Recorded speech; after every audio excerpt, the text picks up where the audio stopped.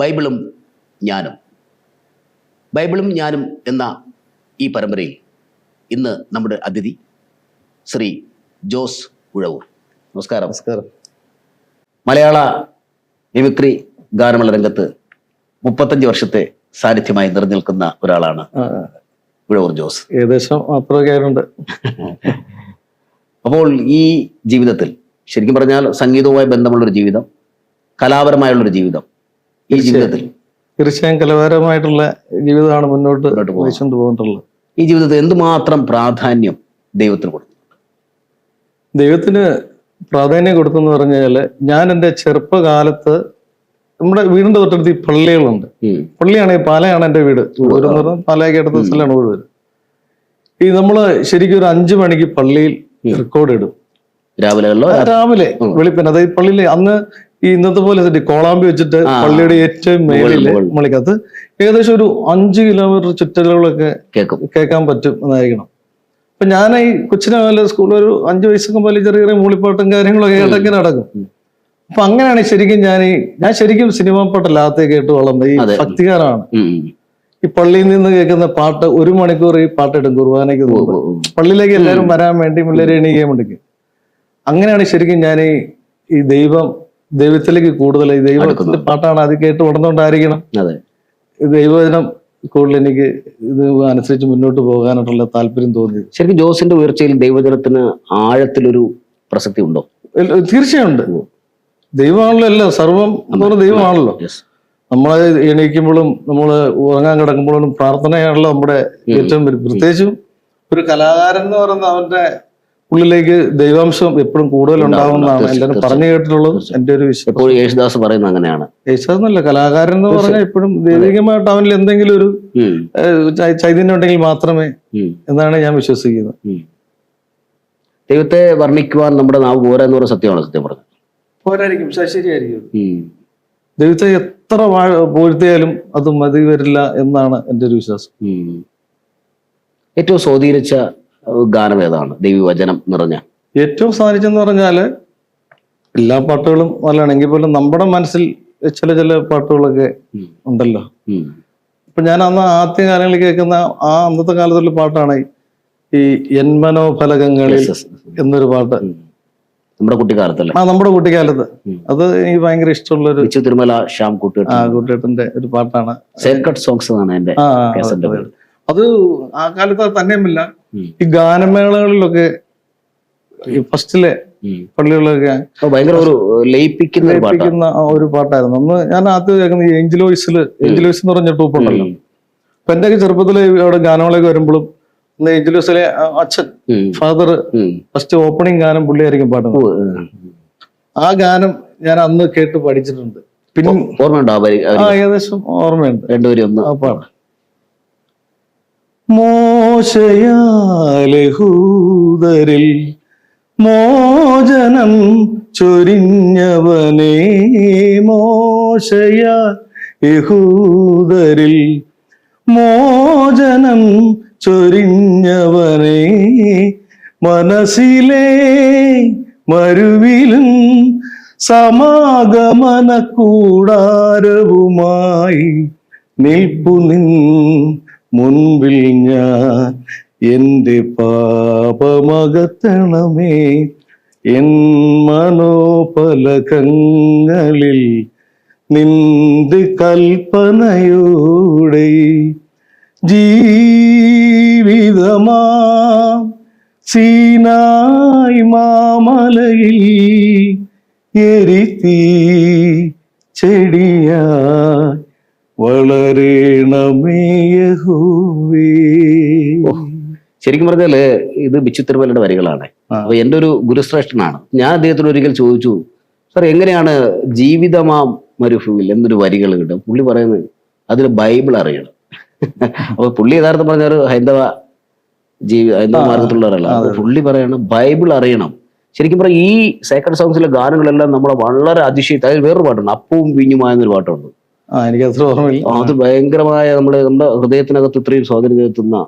അപ്പൊ ഇതിലെ വരികൾ ഓരോന്നും ശരിക്കും പറഞ്ഞാൽ നമുക്ക് ഒരു ഒരു ക്രിസ്ത്യാനിയോ ആയിട്ടുള്ള ഒരു വ്യക്തി അല്ലെങ്കിൽ ക്രിസ്തു സ്വീകരിച്ച വ്യക്തി നല്ല എഴുതിയില്ല. പക്ഷെ ഞാൻ അല്ല, ചിന്തിച്ചത് ക്രിസ്ത്യാനി എന്നല്ല, ഈ പാട്ട് അന്ന് എല്ലാവരും ആസ്വദിച്ച ഒരു അല്ല, പാട്ടാണ്. അങ്ങനെയല്ല, ഒരു ക്രിസ്ത്യാനിയായ ഒരു മനുഷ്യൻ എഴുതിയ പാട്ടല്ല. സാർ പള്ളിയിൽ അച്ഛനോ ഇദ്ദേഹം എന്ന് പറയുന്നത്. അപ്പൊ പുള്ളി പറഞ്ഞത് ബൈബിൾ പഠിക്കണം, അറിയണം എന്നാണ് അദ്ദേഹത്തിനോട് ചെറുപ്പകാലത്ത് ഉപദേശിച്ചത്. അപ്പൊ അത്തരത്തിലൊരു മഹനീയമായ ആ വരിയുടെ ഒരു ഇതായിരുന്നു. അത് മാത്രമല്ല സംഗീതം നൽകിയതാരെന്ന് വെച്ചാൽ ഷംസാറാണ്. ഷംസാർ യേശുദാസ് പാടിയ ഭയങ്കരമായ രസമുള്ള സാക്രഡ് സോങ്സ് എന്നാണ് അതിന്റെ പേര്. ഓർമ്മയുണ്ടോ അത്? ഓർമ്മയുണ്ട്. ജോസിന്റെ ജീവിതത്തിന്റെ തുടക്കകാലം എങ്ങനെയായിരുന്നു? സ്കൂൾ തുടക്കകാലം എന്ന് പറഞ്ഞാൽ ഞാൻ മരങ്ങാട്ടുപള്ളി സെന്റ് തോമസ് ഹൈസ്കൂളിലാണ് പഠിച്ചത്. സ്കൂളിൽ പഠിക്കുമ്പോൾ തന്നെ അന്നൊക്കെ നമ്മളെ ആഴ്ചയിൽ ഒരു ദിവസം ഈ മറ്റേ സ്കൂൾ ഫെസ്റ്റിവൽ സംഭവം ആഴ്ചയിൽ വെള്ളിയാഴ്ച ദിവസങ്ങളിൽ ഈ മീറ്റിങ്ങിലൊക്കെ പാട്ട് പാടാനുള്ള എല്ലാവർക്കും കലാകാരന്മാർക്ക്, സ്കൂളിലുള്ള കലാകാരന്മാർക്ക് അന്ന് ഈ മിമിക്രി ഒന്നും എന്റെ കാലത്തൊന്നും വന്നിട്ടില്ല. മിമിക്രി വന്നിട്ടുണ്ട്, കൊച്ചിൻ കലാഭവനൊക്കെ അന്ന് മിമിക്രി. പക്ഷെ നമ്മളൊക്കെ ആ പ്രായത്തിൽ മിമിക്രിയിലേക്കൊന്നും തലവെച്ചിട്ടില്ലെങ്കിലും ഈ സ്കൂളുകളിലൊക്കെ പാട്ട് പാടാൻ അവസരമുണ്ട് വെള്ളിയാഴ്ച ദിവസങ്ങളിലൊക്കെ.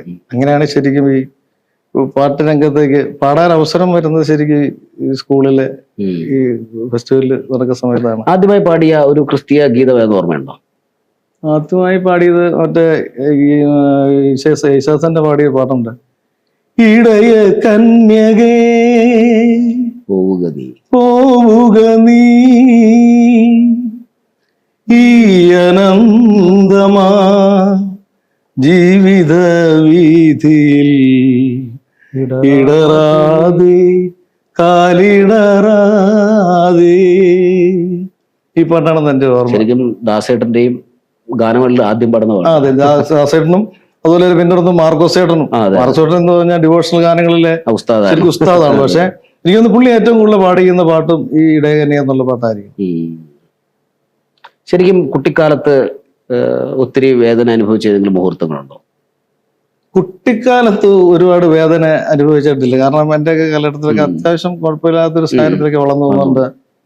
എനിക്കൊന്ന് കുട്ടിക്കാലമായിരുന്നു ഏറ്റവും നല്ലതെന്ന് എനിക്ക് തോന്നുന്നു. ഇന്നത്തെക്കാളും ഏറ്റവും ബെറ്റർ കുട്ടിക്കാലമായിരുന്നു ആ സ്കൂൾ ജീവിതവും. കാരണം നമുക്ക് വേറെ ഒന്നും ബാധ്യതകളോ കാര്യങ്ങളോ ഒന്നും ഇല്ല. ഇപ്പൊ തന്നെയാണ് നമ്മള് ഒരു ഈസ്റ്റർ ക്രിസ്മസ് ഒക്കെ വരുന്ന സമയത്തൊക്കെ എന്തു മനോഹരമായ ദിനങ്ങളായിരുന്നു ആ സമയത്ത്. ശൈശവദശയില് ഒരുപക്ഷെ നമ്മുടെ കൗമാരപ്രായത്തിൽ, ശൈശവം കഴിഞ്ഞ് കൗമാരത്തിലേക്ക് കടന്നു വരുമ്പോൾ നമുക്ക് വഴിതെറ്റാവുന്ന ഒരു ഏജ് വരുന്നു, ടീനേജ് സമയം. അപ്പോൾ ദൈവവചനം നമ്മെ നേർവഴിക്ക് നയിച്ചിട്ടുണ്ടോ? അല്ല, ദൈവവചനം നയിച്ചിട്ടുണ്ടോ എന്ന് ചോദിച്ചാല് നമ്മൾ ദൈവത്തിൽ ആഴ്ന്നിറങ്ങി നിൽക്കുന്നവരാണ് നമ്മൾ ഒരിക്കലും നമ്മൾ ചിന്തിക്കാൻ പോലും മനസ്സ് പോകത്തില്ല എന്നുള്ളതാണ് എൻ്റെ ഒരു വിശ്വാസം. അതായിരിക്കും അതിന്റെ സത്യം. ഏതെങ്കിലും വചനങ്ങൾ നമ്മളെ ഹോണ്ട് ചെയ്തിട്ടുണ്ടോ? എസ്പെഷ്യലി നമ്മളെ പറയും ചില ഞാൻ എപ്പോഴും യാത്ര ചെയ്യുമ്പോൾ അല്ലെങ്കിൽ രാവിലെ എണീറ്റ് പ്രാർത്ഥിക്കുന്ന ഒരു വചനമാണ് പുറപ്പാട് അധ്യായം 33. എൻ്റെ സാന്നിധ്യം നിന്നോടുകൂടെ പോരും, ഞാൻ തന്നെ സ്വസ്ഥകൾ. അപ്പൊ ഞാൻ ഒരു വണ്ടി ഓടിക്കുമ്പോഴെല്ലാം എൻ്റെ സൂക്ഷിക്കുന്നത് ഈ വചനത്തിന്റെ ഒരു ശക്തിയാണ്. അതുപോലെ തന്നെ ചില അപൂർവ വചനങ്ങൾ നല്ല ജീവിതത്തിൽ സ്വാധീനം. അതുപോലെ ഏതെങ്കിലും വചനം ജോസ് എന്ന് പറയുന്ന വ്യക്തിയെ സ്വാധീനം ചെലുത്തിയിട്ടുണ്ടോ? ഏതെങ്കിലും പ്രത്യേകിച്ച്? നല്ലൊരു വചനമുണ്ട്, ഭയപ്പെടണ്ട ഞാൻ നിന്നോട് കൂടെയുണ്ട്. അതുപോലെ കൂടെ ഉണ്ടെങ്കിൽ പിന്നെ നമുക്ക് എന്ത് പേടിക്കാനുള്ളത്? സത്യമാണ്, ദൈവം കൂടെ ഉണ്ടെങ്കിൽ വേറെ ആരെയും ഒന്നുമില്ല. അസാധ്യമായി പിന്നെ ദൈവത്തിന് അസാധ്യമായിട്ട് ഒന്നും ഇല്ലല്ലോ. തീർച്ചയായും. പിന്നെ നമുക്ക് ഭയം തന്നെ. ഈ ഉയർച്ചയെല്ലാം ദൈവം തന്നതാണോ? തീർച്ചയായും തീർച്ചയായും നമുക്ക് ദൈവത്തിന്റെ പങ്കാണ് അതിലുള്ളത്. ഒരു പാട്ടുണ്ട്, എന്താ, ദൈവം തന്ന ദൈവം തന്നതല്ലാതൊന്നും ഇല്ല എൻ്റെ ജീവിതത്തിൽ, ദൈവത്തിൻ്റെ സ്നേഹം പോലെ മറ്റൊന്നില്ല പാരിടത്തിൽ. ഇന്നോളം ദൈവം എന്നെ കാത്തതോർത്തു പോകുകിൽ, എത്ര കാലം ജീവിച്ചെന്നാലും നന്ദിയേകിത്തീരുമോ. ദൈവം തന്നതല്ലാതൊന്നും ഇല്ല എൻ്റെ ജീവിതത്തിൽ. ശരിക്കും പറഞ്ഞാൽ ഒരു യഥാർത്ഥ ഭക്തൻ ഇങ്ങനെ ആയിരിക്കണം അല്ലേ? ശരിക്കും ആയിരിക്കണം. ഭക്തൻ മാത്രമല്ല, ദൈവം എല്ലാം നമുക്ക് തരുന്നുണ്ടല്ലോ. തീർച്ചയായും. അപ്പൊ നമ്മൾ എത്ര നന്ദി ചൊല്ലിയാലും തീരത്തില്ല, മതിയാവില്ല, തീരത്തില്ല. എത്ര മനോഹരമായ വരികളാണ് അല്ലേ, ബൈബിളിലുള്ള വരികളാണ് അതൊക്കെ. അതെ അതെ, ദൈവത്തിന് നന്ദിയും സ്തുതിയും അർപ്പിക്കുക മനുഷ്യന്റെ ഉത്തരവാദിത്വമാണ്. അവൻ നല്ല വഴികളിലൂടെയാണ് സഞ്ചരിക്കുന്നതെങ്കിൽ ഇപ്പോഴും ദൈവവചനം അനുഷ്ഠിച്ച് തന്നെ ജീവിക്കണം. ബൈബിൾ വായിക്കാറുണ്ടോ? ഒന്നും ഒരിക്കലും ബൈബിള് സ്ഥിരമായിട്ട് വായിക്കുന്നൊന്നും ഞാൻ പറയാറില്ല. എങ്കിലും വീട്ടിൽ എൻ്റെ വൈഫ് സ്ഥിരമായിട്ട് ബൈബിള് വായിക്കും. വീട്ടിൽ ബൈബിളുണ്ട്. ഞാൻ എൻ്റെ ഞാൻ വണ്ടിയിൽ പോകുന്ന ഒരു ചെറിയൊരു ബൈബിള് വെച്ചിട്ടുണ്ട്. അതെനിക്ക് ചിലപ്പോൾ ഈ ദുഃഖങ്ങളൊക്കെ വരുന്ന സമയത്തൊക്കെ, കൂടുതൽ അങ്ങനെ വരുന്ന സമയത്താണ് ഞാനത് ബൈബിളിനെ ആശ്രയിക്കുക. അല്ലാത്ത സമയത്തൊന്നും അങ്ങനെ എങ്കിലും ഞാൻ ബൈബിള് വായിക്കുന്ന ശീലമുണ്ട്. അത് നമ്മുടെ ചില പ്രശ്നങ്ങളിലും പ്രതികൂല സമയത്ത് ബൈബിൾ നമ്മൾ വല്ലാണ്ട് ഉപകരിക്കാറുണ്ടല്ലോ. ഉറപ്പായിട്ടും. കാരണം നമ്മളെപ്പോഴും ഈ ദുഃഖങ്ങളും കഷ്ടപ്പാടുകളും വരുമ്പോഴാണ് കൂടുതലും നമ്മൾ ദൈവത്തോട് അടുക്കുന്നത്. അത് നഗ്നമായ സത്യമാണത്. ഏതെങ്കിലും ജീവിതത്തിൽ ഏതെങ്കിലും സന്ദർഭങ്ങളിൽ ശരിക്കും ദൈവം ഇടപെട്ട ഒരു സന്ദർഭം ഉണ്ടായിട്ടുണ്ടോ? തീർച്ചയായും. അത് പറയാതിരിക്കുമല്ല, അത് പറയുമ്പോൾ എനിക്ക് സത്യം പറയാൻ കണ്ണറിയും. ഈ കോവിഡ് സമയത്ത് എല്ലാവർക്കും കോവിഡ് വന്ന് പോയി അവസാനം ഘട്ടത്തിൽ എനിക്ക് കോവിഡ് വന്നു. കോവിഡ് വന്നതിൽ ഞാൻ ഇതിൽ വണ്ടി ഓടിച്ചിരുന്നപ്പോഴാണ് പെട്ടെന്ന് എനിക്ക് ഡ്രൈവറിൻ്റെ ഇപ്പം ശ്വാസം മുട്ടൽ പോലെ ഉണ്ടായി. അങ്ങനെ ഹോസ്പിറ്റലിൽ ചില വൈഫിന് ഹോസ്പിറ്റലിൽ ജോലിയുള്ളതുകൊണ്ട് മെഡിക്കൽ അവിടെ ഡയബറ്റീസ് സെൻ്ററിലാണ് വൈഫ് ജോലി ചെയ്യുന്നത്. അപ്പോൾ പെട്ടെന്ന് അത് ഡയറക്ടറുമായിട്ട് ബന്ധമുള്ളതുകൊണ്ട് ഡയറക്ടറെ വിളിച്ചാൽ പറഞ്ഞു നേരെ പെട്ടെന്ന് മെഡിക്കൽ കോളേജ് ICUലേക്ക് കൊണ്ടുവരാൻ പറഞ്ഞു. പെട്ടെന്ന് തന്നെ ഇപ്പൊ എനിക്ക് ശ്വാസം കിട്ടുന്നില്ല, കഥയ്ക്കുന്നു. ആ സമയത്ത് നേരെ ഹോസ്പിറ്റലിൽ ചെല്ലുന്നത്. പിന്നെ ICU എനിക്ക് എത്രയോ 2-3 ദിവസം കഴിയുമ്പോഴൊക്കെയാണ് ബോധമൊക്കെ വരുന്നത്. അത് ഞാൻ പറഞ്ഞിരുന്നു, ഇത് നഗ്നമായ സത്യം. ആ സമയത്ത് ഞാൻ മരിക്കും എന്ന് എനിക്കറിയില്ല, പക്ഷെ മറ്റുള്ളവർക്കറിയാം. ഡോക്ടർ വൈഫിന്റെ അടുത്ത് പറയുന്നു രക്ഷപ്പെടില്ല ആള്, ഇപ്പൊ ആരെങ്കിലും അറിയിച്ചാ പറയും. അപ്പം അകത്തോട്ടൊന്നും ആരെയും കയറ്റി വിടില്ല. വെളിയില് വൈഫ് ഇങ്ങനെ ഇതും വെച്ച് ഈ 24 മണിക്കൂറും പ്രാർത്ഥിച്ചിരിക്കുകയാണ്. പിന്നീട് ഈ തൊട്ട് എൻ്റെ അടുത്ത് കിടക്കുന്ന ഈ ICUയിൽ കിടക്കുന്ന ആൾക്കാരൊക്കെ ഞാൻ ഇങ്ങോട്ട് തിരിയുമ്പം ഓരോരുത്തരും ഇങ്ങനെ മരിച്ചിങ്ങനെ വെള്ള തുണിയിൽ പൊതിഞ്ഞു കെട്ടി കൊണ്ടുപോയിക്കൊണ്ടിരിക്കുക. അപ്പൊ 2 ദിവസം കഴിഞ്ഞപ്പോ എനിക്ക് മനസ്സിലായി ഇത് ഞാനും അടുത്ത ഞാനും ഇത് പോകാനുള്ള ലിസ്റ്റിലുള്ള ആളാണെന്ന് തോന്നുന്നു. എനിക്ക് എന്തോ ഒരു ഉള്ളില് പെട്ടെന്ന് ഞാനിപ്പോ ഇങ്ങനെ ദൈവത്തിലേക്ക് ഞാൻ അപ്പം പോലെ പിന്നെ പ്രാർത്ഥന തുടങ്ങി. എനിക്ക് മനസ്സിലായി ഇത് സംഭവം. ഡോക്ടർമാരൊക്കെ സംസാരം കേട്ടത് എന്റെ അടുത്ത് കിടക്കുന്നവരൊക്കെ പോയി. കുറെ പേര്, എണ്ണമൊന്നും അറിയത്തില്ല, അത്ര ആൾക്കാർ ഇങ്ങനെ പോയിരിക്കുക. ശരിക്കും ഞാൻ ആ സമയം സത്യമായിട്ട് പറയണേ, ഞാൻ പ്രാർത്ഥന എന്ന് പറഞ്ഞാൽ ഭയങ്കരമായിട്ട് പ്രാർത്ഥിക്കുക. ഈ ICU കിടന്നുകൊണ്ട് തന്നെ പ്രാർത്ഥിക്കായിരുന്നു. കാരണം എനിക്ക് എൻ്റെ കുട്ടികളെ കാണാൻ പറ്റുന്നില്ല, വൈഫിനെ കാണാൻ പറ്റുന്നില്ല, ആരെയൊന്നും കാണാൻ പറ്റത്തില്ല. പിന്നെ ഒരിക്കലും തിരിച്ച് ഞാൻ വെളിയിലേക്ക് വരുമോ എന്ന് ഞാൻ ഒരിക്കലും ചിന്തിച്ചിട്ടില്ലാത്തൊരു കാര്യമാണ്. പക്ഷെ ഒരു കുഴപ്പം കൂടാണ്ട് ദൈവം എന്നെ വീണ്ടെടുത്തു അവിടുന്ന് കൊണ്ടുവന്നു. അതിൽ കൂടുതൽ എന്ത് നമുക്ക് ദൈവത്തിലോട്ടുള്ള അടുപ്പോൾ വിശ്വാസം പറയാൻ എന്തായിരിക്കുന്നു? മരിച്ചു എന്ന് എല്ലാരും വിധി എഴുതിയ ആളാണ്. പക്ഷെ എനിക്ക് ആ പ്രാർത്ഥന അന്ന് പോലെ ഭയങ്കര കൂടുതൽ ദൈവത്തിലേക്ക് അടുത്ത. എനിക്ക് തോന്നുന്നു ജോസ് എന്ന് പറയുന്ന വ്യക്തിയെ കൊണ്ട് ദൈവത്തിന് ഇനി ഒരുപാട് കാര്യം ചെയ്യണമെന്നായിരിക്കും. നിശ്ചയം അതായിരിക്കും. ദൈവം തന്ന ആയുസ് ദൈവം നീട്ടി തന്നുവെങ്കിൽ അത് ദൈവത്തിന് എന്തോ ഒരു പദ്ധതിയുണ്ട്, അല്ലേ? ആയിരിക്കും.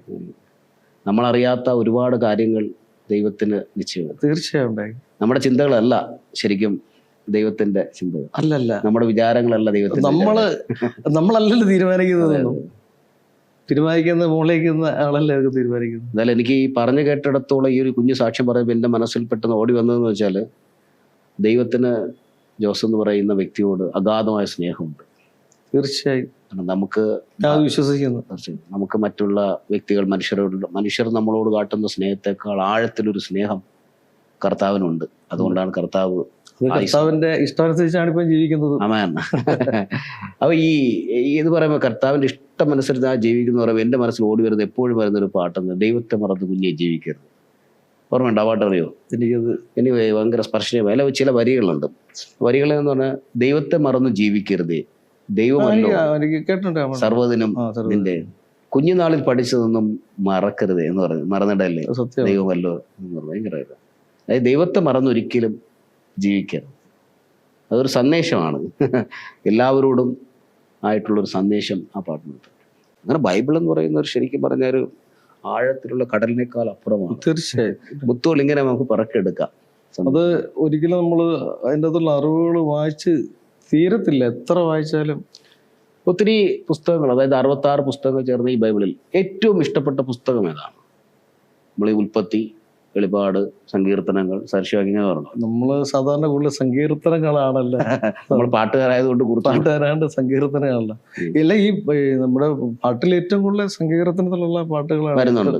ഇഷ്ടം പോലെ. വരികൾ പലപ്പോഴും കടമെടുത്ത് ഗാന്ധിജി എഴുതാറുണ്ട്.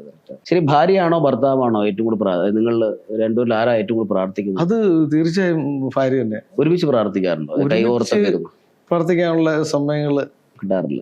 കാരണം എന്റെ ജോലി അങ്ങനെയുള്ള കാര്യങ്ങളൊക്കെ ആയതുകൊണ്ട് കിട്ടാറില്ല. എങ്കിലും വൈഫ്, മോളും അവരെല്ലാം മുടങ്ങേണ്ട പള്ളിയിൽ പോകും. മനസ്സിന് ഏറ്റവും അധികം ആശ്വാസം കിട്ടുന്നത് ഏത് ടൈപ്പ് പാട്ട് കേൾക്കുമ്പോഴാണ്? എനിക്ക് ആശ്വാസം, ഞാൻ ഈ ജോലിയൊക്കെ കഴിഞ്ഞ് വന്നിരിക്കുമ്പോൾ സാധാരണ അത് രാവിലെ ആയാലും വൈകുന്നേരം ആയാലും ഞാൻ ഈ ഡിവോഷണൽ ഭക്തനം കേൾക്കാറുണ്ട്. തീർച്ചയായും കേൾക്കാറ്. ഇപ്പൊ എല്ലാം ഈ പുതിയ പാട്ടുകളാണ്. അത് ഇപ്പൊ ഇപ്പൊ ഞാൻ ഒരു പാട്ട് കഷ്ടം അത് പാടിയിരിക്കുന്നത്, അത് സംഗീതം ചെയ്തിരിക്കുന്നത് എൻ്റെ ഒരു ജ്യേഷ്ഠൻ കൂടെ, KG പീറ്റർ എന്ന് പറഞ്ഞാൽ പുള്ളി യേശുദാസിനെ SP ബാലസുബ്രഹ്മണ്യം ഒക്കെ പാടിച്ചുള്ള ആളാ. അപ്പൊ എനിക്ക് ആ പാട്ട് ഭയങ്കരമായിട്ട് അതിന്റെ വരികളും അതിസങ്കീർത്തത്തിലെ ആ വരികളാണ് തോന്നുന്നു. എനിക്ക് ഭയങ്കരമായിട്ട് എൻ്റെ മനസ്സിൽ ആഴ്ന്നിറങ്ങിയ ഒരു പാട്ട്. അതായത് വിരൽ തുമ്പൊന്നു തൊട്ടാ ശാന്തമായി തീരുമെന്നുള്ളം, ആ സ്നേഹനയനം പതിഞ്ഞ തൂമഞ്ഞു പോലാവുമെൻ ഹൃദയം. ആ വിരൽ തുമ്പൊന്നു തൊട്ടാ ശാന്തമായി തീരുമെന്നുള്ളം, ആ സ്നേഹനയനം പതിഞ്ഞ തൂമഞ്ഞു പോലാവുമെൻ ഹൃദയം. നല്ല വരികളാണ്. എനിക്ക് ഭയങ്കരമായിട്ട് ഇപ്പൊ ഒരു ഇഷ്ടപ്പെട്ട ഒരു പാട്ടാണ് അത്. അതായത് നമ്മൾ മനസ്സിലേക്ക് ആഴ്ന്നിറങ്ങും. ആ വിരൽ തുമ്പൊന്നു തൊട്ടാൽ കർത്താവിന്റെ വിരലും തൊട്ടാൽ ശാന്തമായി തീരും അല്ലേ? അത് തൊടണമെങ്കിൽ ശരിക്കും ദൈവിക സ്പർശനം. നിങ്ങൾ ഈ പറഞ്ഞ പോലെ കോവിഡ് നിങ്ങൾ കിടന്നപ്പോ ആ വിരൽ തൊട്ടതുകൊണ്ടാണ് നിങ്ങൾ ആയിരിക്കുന്നത്. അതല്ല, അതാണ് ഞാൻ പറഞ്ഞില്ല, അത് മനസ്സിലേക്ക് നമ്മളെ ചേർത്ത് പിടിച്ചു എന്നുള്ളതാണ്. അതാണ് മനസ്സിലേക്ക് ഇപ്പൊ പുതിയതായിട്ട് വന്ന പാട്ടുകളില് ആ പാട്ടേക്ക് ഭയങ്കരമായിട്ട് നമ്മുടെ പാപവും നമ്മൾ ചെയ്തതൊന്നും ദൈവം ഓർക്കുന്നില്ല. നമ്മൾ ഓർത്തെടുത്തെങ്കിൽ നമ്മളോട് കാണത്തില്ല. അപ്പൊ അത് ദൈവം ഓർക്കുന്നില്ല, നമ്മൾ ഓർക്കുന്നില്ല എന്നുള്ളതാണ് സത്യം. ദൈവം അതെല്ലാം മായ്ച്ചു കളയാൻ വേണ്ടി നമ്മളെ ബോധവൽക്കരിക്കുന്നുണ്ട്. അതെ, കറക്റ്റ്. ചില സമയത്ത് നമുക്ക് ആ ദൈവത്തിന്റെ ആവശ്യം ഉണ്ടെങ്കിൽ നമ്മളത് ഓർത്ത് നമ്മൾ തന്നെ പശ്ചാത്തപിക്കാറുണ്ട്. ശരിയല്ലേ? ബൈബിൾ വചനത്തിലെ ഏറ്റവും പ്രധാനപ്പെട്ട ഒരു കാര്യമാണ് തന്റെ സ്നേഹിതനെ സ്നേഹിക്കുക, മറ്റുള്ളവരെ സഹായിക്കുക. ജീവിതത്തിൽ മറ്റുള്ളവരെ സഹായിക്കാനുള്ള ഒരു മനസ്സ് എന്റെ ജീവിതത്തിൽ അത് മാത്രമേ ഉള്ളൂ. സുഹൃത്തുക്കളോട് ഇപ്പൊ ഞാൻ വെറുതെ വാക്ക് പറയുന്നല്ല, എന്റെ ജീവിതത്തില് പരാജയം പരാജയം എന്ന് പറഞ്ഞാല് മറ്റു സാമ്പത്തികമായിട്ടൊക്കെ അങ്ങനെ സംഭവിക്കുന്നുണ്ടെങ്കിൽ തന്നെ ഈ മനസ്സറിഞ്ഞ് സഹായിക്കുന്നതാണ്. എന്നെ പോലും മറന്ന് ഞാൻ എന്റെ വീട്ടുകാർ പോലും പറയാറുണ്ട്, അത് മറന്ന് സഹായിക്കാറുണ്ട്. നമ്മുടെ കാര്യം പോലും നമുക്ക് വേണ്ടി നീക്കി വെച്ച ചില സംഭവങ്ങളുണ്ടല്ലോ, അതുപോലും ഉപേക്ഷിച്ചിട്ട് മറ്റുള്ളവർക്ക് വേണ്ടി സഹായിക്കാനും. അത് പലരും, ഞാൻ പറഞ്ഞില്ല, പലരും എന്റെ കൂട്ടുകാരൻ എൻ്റെ അടുത്ത് പറഞ്ഞിട്ടുണ്ട്. ഒരു പക്ഷെ അതുകൊണ്ടായിരിക്കും സാറ് കുറച്ചും ഒരു കാര്യം പറഞ്ഞല്ലോ, ജോസിനെ കൊണ്ട് എന്തെങ്കിലും കുറെ ആൾക്കാർക്ക് കുറച്ചുകൂടി കാര്യങ്ങൾ ദൈവം വഴി സാധിച്ചു കൊടുക്കാനുണ്ടായിരിക്കും. അതുകൊണ്ട് താങ്കളെ പറഞ്ഞ വാക്ക് എനിക്ക് മനസ്സിലാവും, അത് ഒരു സത്യമായിരിക്കും. എന്നെ കൊണ്ട് ഇനിയും പലർക്കും ചിലപ്പോൾ എന്തെങ്കിലും പ്രയോജനങ്ങൾ ഉണ്ടാവാം. അതുകൊണ്ട് ദൈവം നിങ്ങളെ പറഞ്ഞ വാക്ക് വലിയ വാക്കാട്ടോ. അത് പറഞ്ഞ് നമ്മൾ ഇവിടെ തന്നെ വന്ന അവസ്ഥ അത് സത്യമായിരിക്കും. ജീവിതത്തിൽ ലഭ്യമാകേണ്ട നന്മകൾ, അനുഗ്രഹങ്ങളൊക്കെ കിട്ടി, മക്കളായി. മക്കൾ കല്യാണം കഴിഞ്ഞു അല്ലേ? ഇല്ല, കഴിഞ്ഞില്ല. ഇനി അടുത്ത മക്കളുടെ കല്യാണം വരാൻ പോവുകയാണ്. ദൈവം തരുന്ന ഒരു ആയുസ് ഇങ്ങനെ മുന്നോട്ട് പോവുകയാണ്. ഈ ജീവിതം കൊണ്ട് നമ്മൾ എത്തപ്പെടേണ്ട മേഖല എത്തി, അല്ലെങ്കിൽ ഈ ജീവിതത്തിൽ പൂർണ്ണമായി സംതൃപ്തനാണോ? പൂർണ്ണമായി സംതൃപ്തനാണോ എന്ന് ചോദിച്ചാൽ അങ്ങനെ നമുക്ക് പറയാൻ പറ്റില്ല. നമ്മള് എന്താണോ ഏതാണോ ആ ലെവൽ വെച്ച് നോക്കുമ്പോൾ നമുക്ക് നമ്മള് തൃപ്തനാണ്. ഇത്രയൊക്കെ ഉള്ളു. ഇനിയും നമുക്ക് എന്തെങ്കിലും ഇനി എന്താണ് ദൈവത്തിന്റെ നിശ്ചയപ്രകാരം പോവുക നമ്മളായിട്ടൊന്നും. ഇത്രയും കാലം നമ്മൾ തൃപ്തനാണ്. കാരണം ഞാൻ പോലേ തൃപ്തനാണെന്ന് പറയുന്നത് നമ്മുടെ ആയുസ് തിരിച്ചു തന്നില്ലേ? ആമേൻ. വലിയ കാര്യമാണ്. തൃപ്തനല്ലേ? എത്ര അത് കൂടുതൽ നമ്മുടെ ആയുസിനെ കഴിഞ്ഞ് വലിയ ജീവിതത്തിൽ എന്താ ഉള്ളത്? ഒന്നുമില്ല. അത് തിരിച്ചു തന്നില്ലേ? അത് വെച്ച് നോക്കുമ്പോ ഇനിയും സമയമുണ്ടല്ലോ. തൃപ്തനാണ്. അത് ഞാൻ പറഞ്ഞില്ലേ, പൂർണ്ണത പറഞ്ഞാൽ ആഗ്രഹം എല്ലാവർക്കും ഉണ്ടാവല്ലോ. എല്ലാ ആഗ്രഹവും സാധിക്കണമെന്നില്ല. പക്ഷെ ഇപ്പൊ ഈ പറഞ്ഞത് നമ്മുടെ ജോസ് കരയാറുണ്ടോ? കരയാറുണ്ടോന്ന് ചോദിച്ചു കഴിഞ്ഞാൽ എനിക്ക് സത്യം പറഞ്ഞ കരച്ചിൽ വരുന്നത് ഈ മറ്റുള്ളവരുടെ ഈ ചില സങ്കടങ്ങൾ വിഷമം, നമ്മുടെ വീട്ടിലൊരു വിഷമം വരുമ്പല്ല, നമ്മുടെ കൂടെ നിൽക്കുന്നവർക്കൊക്കെ എന്തെങ്കിലും സംഭവിക്കുമ്പോ അവരുടെ സങ്കടം എനിക്ക് അങ്ങനെ സങ്കടം തോന്നാറുണ്ട്. അതൊരു സത്യമാണ്. പെട്ടെന്ന് അങ്ങനെ സങ്കടം വരും. പക്ഷെ നമ്മുടേതായ കാര്യം വരുമ്പോഴൊന്നും അങ്ങനെ മറ്റുള്ളവരുടെ ഈ വിഷമം കാണുമ്പോൾ എനിക്ക് ചിലപ്പോൾ നമ്മുടെ കൂട്ടത്തിലുള്ളവരൊക്കെ എന്തെങ്കിലും പെട്ടെന്നൊരു മരണപ്പെടി ഇപ്പൊ അവരുടെ നമ്മുടെ ചുവട്ടിൽ നിൽക്കുന്നവരുടെ ആ വിഷമം കാണുമ്പോൾ നമ്മൾ വല്ലാണ്ട് എനിക്ക് ഭയങ്കരമായിട്ട് ഫീൽ ചെയ്യാറുണ്ട്. അതൊരു വേറെ പിരിയുന്ന സംഭവങ്ങളൊക്കെ അതെനിക്ക് ഭയങ്കര ഫീലിംഗ്. അത് ഈ ചിലർക്ക് ഒത്തിരി ഭയങ്കരമായ സ്നേഹിച്ച് നിന്നിട്ടേ പെട്ടെന്നൊരു വേർവേരിയില്ല അങ്ങനെയൊക്കെ വരുമ്പോ എനിക്ക് ഇല്ല. രണ്ടുപേരും മരിച്ചുപോയി.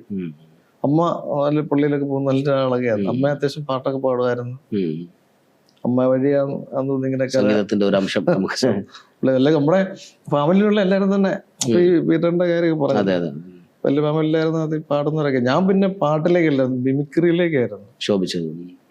മിമിക്രിയിലേക്കാണ് പിന്നീട്. പിന്നെ ഞാൻ പാടുന്നു പറഞ്ഞാല് ഗാനമേളയ്ക്ക് പാടിക്കിട്ടുന്ന തമിഴ് പാട്ടുകളൊക്കെയാണ് പഠിക്കേണ്ടത്. പിന്നെ ഈ മിമിക്രി ഇമിറ്റേറ്റ് ചെയ്ത് കലാഭവൻ മണിയുടെ വോയിസില് ഇപ്പം മണിയുടെ പാട്ട് അങ്ങനെ പാടി അങ്ങനെയൊക്കെ ആൾക്കാരെ കയ്യിലെടുത്തു.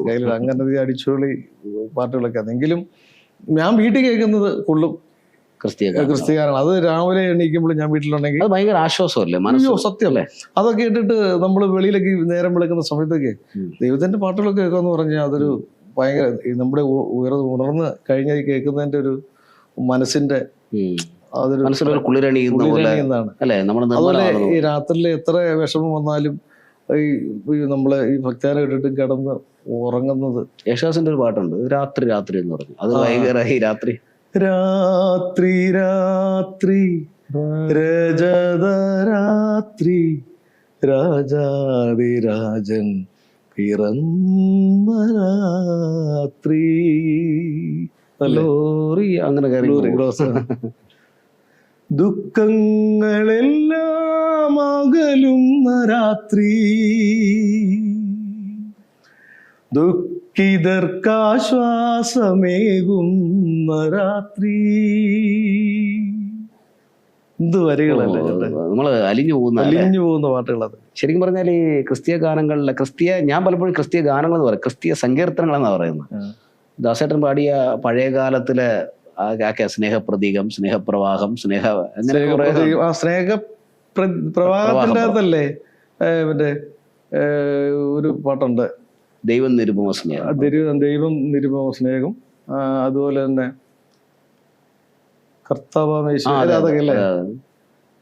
കർത്താവ് യേശുവേ മർത്യവും. അതിലെ വരികൾ ഭയങ്കര രസമാണ്. എൻ കൈകൾ കൊണ്ട് നീ അധ്വാനിച്ചിടുക.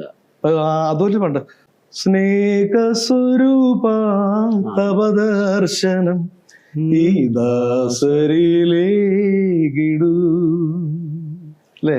അല്ല, അടുത്ത സെക്കൻഡ് ലൈൻ ഉണ്ട് കേട്ടോ, മലിനമായ ഈ മണ്ണിന്റെ, അങ്ങനെ കുറെ ലൈൻസ് ഒക്കെ ഉണ്ട്.